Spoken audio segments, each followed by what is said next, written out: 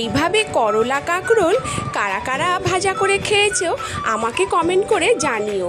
আজকে আমি করলা কাঁকরোলটা মাছের তেল দিয়ে ভাজা করব। এটাকে এভাবে সরু করে কেটে নিয়েছি, কড়াই তেলে কোচানো পেঁয়াজ দিয়েছি।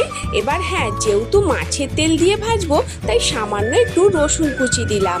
পেঁয়াজ আর রসুন কুচিটা একটু লাল লাল করে ভাজা হয়ে গেলে মাছের তেলটা তাতে দিয়ে দিলাম। মাছের তেলটাকে আবারও পেঁয়াজের সাথে একটু ভালো করে একদম ভাজা করে নিলাম। ঠিক এই রকম যখন লাল লাল একটা রং এসে যাবে তখন কোচানো করলা আর কাঁকরোলটা দিয়ে দিলাম।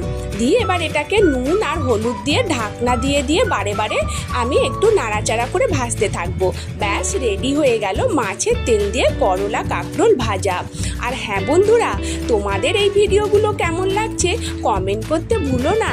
আর চ্যানেলটিকে সাবস্ক্রাইব করে দিও যাতে আমি তোমাদের অনেক অনেক ভালোবাসা পাই আর তোমাদেরকে এভাবে ভিডিও দেখাই।